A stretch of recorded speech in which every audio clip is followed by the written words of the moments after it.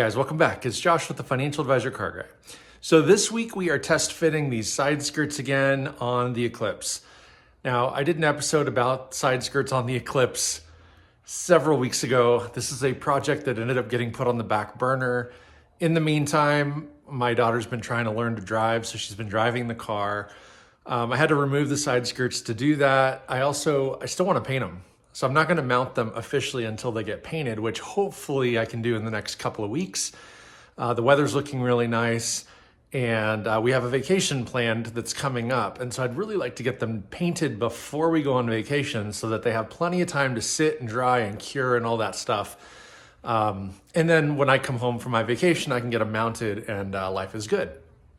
So I wanted to spend just a few minutes today and walk you guys around what I had to do to get these modified to get them to work. So if you remember, I had put them on the car, but the fit wasn't very good. The driver door, I was able to shave down the edge of the skirt so that the door would close. The door would sort of latch, but you had to slam it really hard. And basically it wasn't working well. The battery in the car was dying because the door wasn't sealing correctly. It was keeping the light inside the car on, the dome light, and ultimately it just drained the battery and it was just a bad situation. So I took the side skirts off, put a new battery in the car. All is well once more, but I wanted to fix the side skirts, really actually fix them this time around so that I can, essentially let her start driving the car and get those things painted and all that stuff. So I'm going to show you here what we're working with first, and then we're going to walk out to the car and I'll show you the other one that I have mounted. Forgive them being a little bit dirty, but basically this is the passenger side skirt that essentially, hooks to the inner front fender. This runs along the panel. This would be the front of the door right here. This would be under the bottom of the door. This would come up behind the door, and then this goes back to the rear quarter panel, and then this is where it kind of hooks. All right, so basically what I've done is pre-drilled these holes, all the way around. There's a couple, there's a couple. See, I tried to drill a whole few holes to make sure things would line up correctly. And anyway, the long and short of it is what I had to do was I'm gonna flip this over. And you can see here that when these were test fitted initially on the last guy's, or when this car was owned by the last guy, he had used double-sided adhesive, which I had to scrape off, sand off, cut off, do my best to get it all the way off. But basically what it was this right here. So it's this 3M super strength molding tape. This is the wide stuff, so that's what you see over here. And then this is the thin stuff, which, well, I guess you can't really see it, but that's what would have been here, the thin stuff. And then, more wide stuff. And I think this was kind of a medium, maybe medium width right there. But looking online, I've done a lot of reading, a lot of studying on these things, and it turns out that these are made from ABS plastic, so they bend and they flex and they fold and all those things.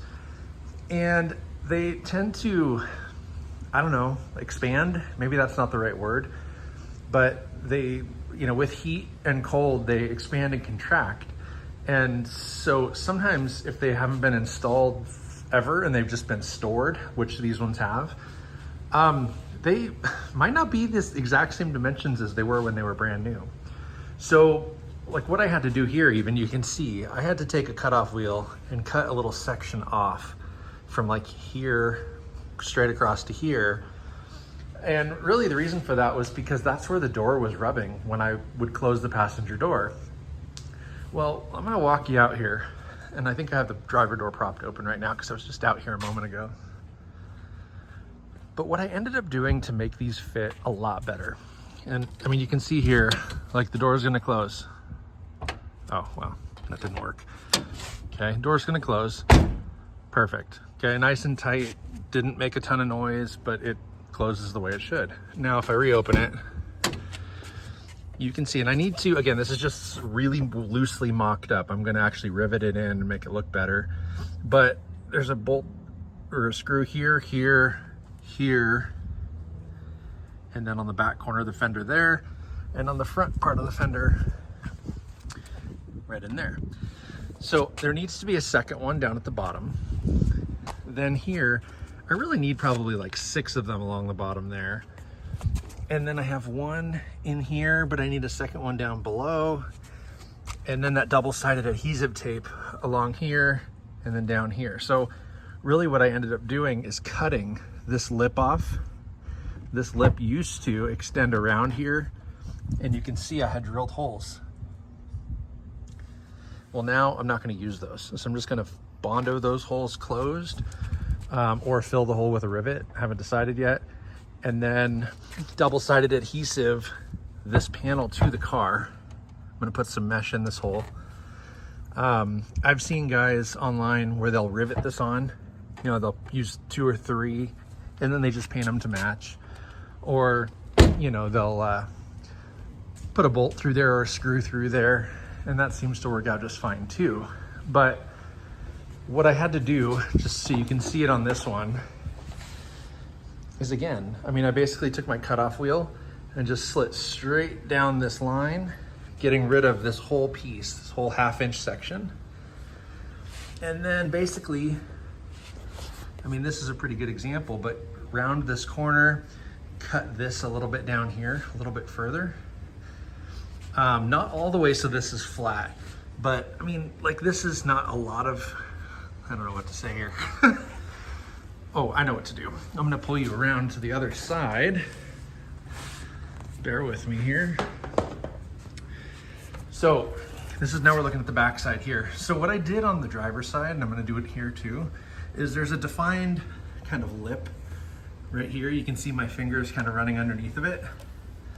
That was my line. I actually just cut straight underneath here, which was perfect because it kept it nice and straight the whole way across. And what that does is, you know, again, well, shoot. It kind of gives us maybe like a little less than 1/2 inch. You know, so imagine this bottom hole. That's probably about the level. It gets cut. And so it keeps the side skirt nice and tight. Sorry for getting dizzy here. Keeps the side skirt nice and tight. And then, you know, I still use the double-sided tape. This would be the front, and then this one would be the back. But again, if I cut this section off, because I was grinding it down. I mean, you can see I took some chunks out of this thing to try to get the door to close, and the door just would not close tightly. So on the driver's side one, you know, I started down here, cut straight up here. It removed enough material that it really did work. It got the door to close nicely.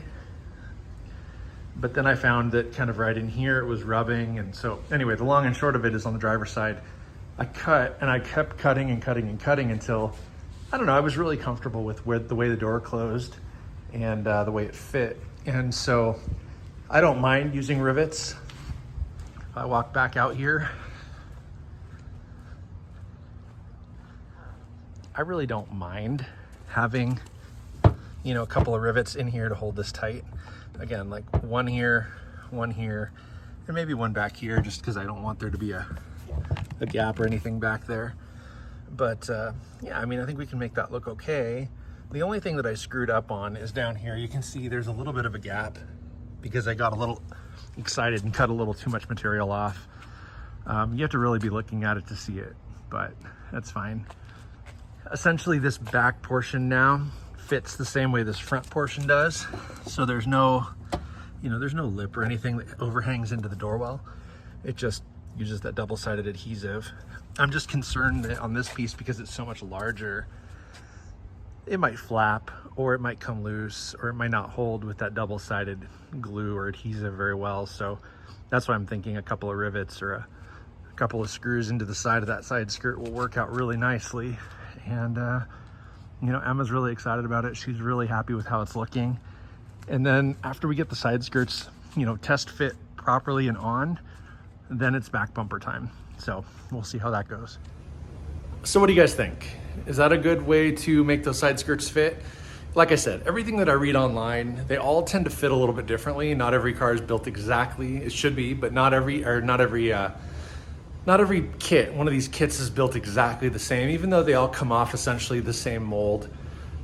They do flex and bow and bend and get manipulated with heat and all that stuff. And they never seem to fit the same way. So what fits well on one car may not fit on the exact same car elsewhere. So I think these modifications are gonna make this thing fit a little nicer than I could get it otherwise. Is it perfect? No. But is it good enough? Yeah, I would say that it is. I do think that, you know, if I can get those side skirts to stay with the double-sided adhesive and not use rivets or screws, that might look better. But I think just from the standpoint of daily driving, the last thing I want is for my daughter to be driving this car down the road and the side skirt be like flapping out the side of the car. That's not gonna work well. So I figure screws or rivets, something small, something not obvious, and something that I can paint over, you know, to kind of blend it, is gonna be ideal. So that's the plan. Stay tuned. I'll get some pictures of things as they get mocked up. Watch the YouTube shorts. I haven't really posted too many of my cars and my stuff. Generally, I find great car concepts, context, and those kind of things, and I reshare them, YouTube shorts. But it's been fun. It's been awesome. Actually, I've surpassed 700 subscribers, so thank you guys. I'm not sure how many of you are watching these videos every week, but last week's video got over 120 hits in the first week. So while that's not a lot, it's a lot to me. Some of my early videos still don't even have 120 views. So that's pretty exciting to start seeing the view count climb, and that's a lot of fun, and I appreciate it. So thank you guys for watching. Like, comment, subscribe, share this stuff, hit that notification bell. Most importantly, remember, may every investment you make be a good one. Till next time.